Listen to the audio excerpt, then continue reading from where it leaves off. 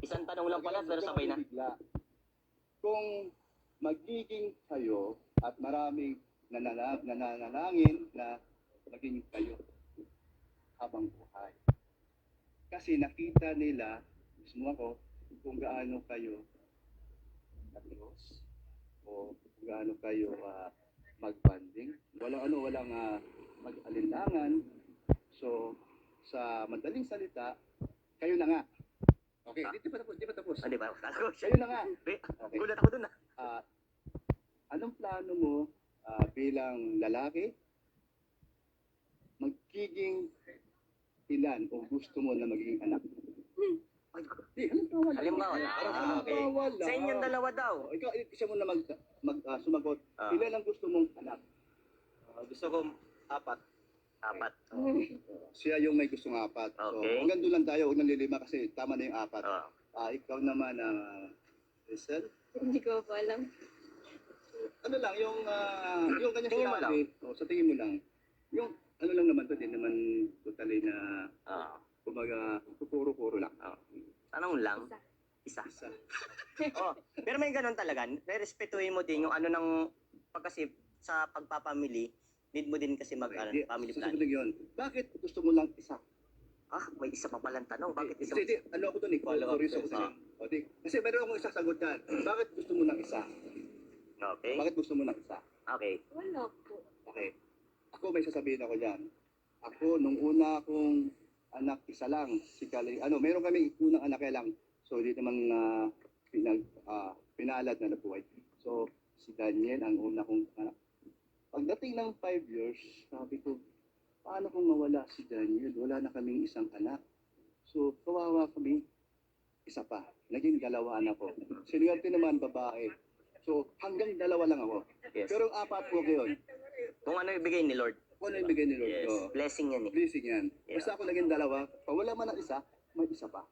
Kuya Brooks, salamat po sa napakabuti mong tanong. Ay, Grabe. Thank you din. Solid yung tanong mo. Grabe Solid, yung tanong, Pang malupita. So ayan, meron pa tayong tatawagin si Daddy Donut. Yeah. Daddy Donut mula po sa... Amateur to, amateur. Okay. Ito naman ay uncle ni Rachel. So okay. Grabe may pa-intro. So ayan, Daddy Donut, meron akong katanungan sa iyo na itatanong mo po pala kayo. Ako yata yung magtatanong. Ikaw pala may tatanong. At nakasali ako sa question and answer. And then, isa lang naman yung tanong ko, parehas na lang silang sasagot. Ayan, parang same Kuya Brooks hanggang saan mo Ruel, hanggang saan mo Rachel, kaya nga tawag dito, suportahan not financially sa mga desisyon tsaka sa mga pangarap ng bawat isa. Yung bawat isa. Nagets di ba? Hanggang dulo. Hanggang dulo, ikaw. Hanggang sa walang hanggan. Okay na ako dun. Masaya ka na dun. Okay na ako dun. So ayan, salamat Daddy Donut sa napakaganda mong katanungan. Grabe. Nakakabitin naman yung tanong ni Tito. Wala mang nilagay At na least- i-elaborate. Bakit? Yung sinabi nyo kasing dulo, Sabihin nyo may forever yun eh. yes. Okay na ako dun. Kasi ang sinabi yung dulo, walang hanggan. Kasi yung sinabi mong dulo, hindi mo maabot yun eh. Yes. Walang katapusan. Napakaano nyo. So ayan, si Tatay Reza naman ang tatanong sa inyo. Si Tatay Reza, ito naman, ang papa ni Rachel. Grabe, malupitan tanong Hindi din. itong ako dahil alagot, madalit na ako. Sige tayo, sige. Huwag kang mahiya, Tatay. Ito na yung pagkakataon, Tay. Kinakabahan ka ba? Okay, Tay, anong tatanong mo?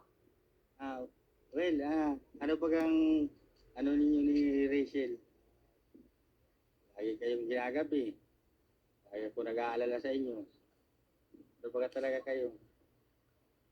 May relasyon ba kayo o wala? Ruel. Tayo minsan talaga ginagabi kami kasi nga pagsundo namin sa school, diretso na dinner. Tapos tungkol naman sa status namin, alam mo yung mutual understanding. Yung kayo lang dalawang nakakaalam kung ano kayo. Diba? Hindi na kailangan pa na sasabihin na, uy, ano tayo, ganito tayo. Pero para sa amin, mukhang mutual understanding, mukha na din siyang yung Kayo na. ngayon na, pero wala pang label tayo. Kasi alam ko na, yun nga po yung sabi po ng karamihan talaga. na saktong edad, di ba? Yes. Kasi nga ako po, nakatapos ako ng degree. So, alam ko kung yung tama talaga, 'di ba? Yung proseso talaga. Bakit papasok dito ko sa anong edad? Kaya, yun nga po, maghihintay po ako. Maging legal si Rachel at ready siya kung ano man kami. At nirespeto ko naman kung anong desisyon niya. Hindi naman sa pilitan na pagtungtong kagad ng 18 is happy. Nasa babae din niya, di ba? Yes. Pero ako maghihintay pa rin ako. Yeah. Kung kailan talaga. Alright. Yun po. O, ikaw naman, Tatay Rizan, para kay Rachel, anong sa pang tanong mo? Sa anak mo? Anak, totoo man yung sinabi ba sa'yo ni Roel? Ay sinabi ni Roel na gano'n nga. Oo, totoo naman yun. Ako, sabi ko ba kasi yung pangako ko, hanggat di pa ako naging 18, hindi mo na ako magbo-boyfriend. Eh paano kung maging 18 ka na? Eh, syempre, magpapaalam pa ako sa'yo, hingi pa ako sa'yo ng permission. Siyempre, tama yun. Ano Hindi tayo? naman ako basta-basta magdedesisyon. Basta ako. Kay Roel, tiwala man ako kay Roel. Kaya, basta, ano lang muna. Andyan lang yan eh, hindi man yung, nagmamadali na, Yes. magandahin nyo na muna yung buhay nila. Naging single. Tama. Ako di man ako mahat lang sa kanila kung talagang, Kasi boto ko din tatay kay Roel. tiwala man ako kay Roel. Kasi, yung pa man na yan. Simula nung mapapunta kami doon sa Kanila. Davao. Mm. Talagang andyan naman yung tiwala. Hindi man niya pinapabayaan si Rachel, iwan ako. Lagi niyang sundo-sundo. Wala akong masabi. Yun lang ang masasabi ko. Yun pa lang. Yan. Salamat, Tatay Rizan. Grabe, kala ko kinabahan si Tatay Rizan pero ang lupit ng tanong. Pati yung sagot.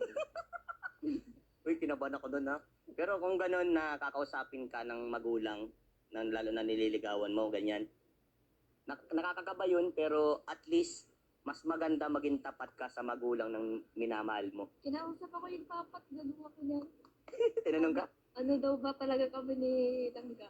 Sabi ko, ngayon wala pa. Nanliligaw pa rin siya hanggang ngayon. Tapos, pero MU na kami. Parang siya na basta kayo lang magkakaintindihan na. So, ayan, salamat sa magandang sagot ninyo sa mga tanong ng mga tito at papa nyo na si Tatay Rizan. Nandyan lang si papa nyo. Nakasuporta yan sa inyong dalawa. Kaya wag niyong sisirain ang tiwala ni Tatay Rizan sa inyo, no? At ipakita nyo sa mga taong nagsusubaybay sa inyo na mas pagbubutihin nyo pa ang pagbablog, ang pagtulong sa mga taong nangangailangan, lalo na sa iyo, Bro Roel. Alam ko ikaw din ay masipag ni Scouter. Salamat sa inyong dalawa. Rochelle, at patuloy lang ang pagpapasaya sa mga tao, ano? At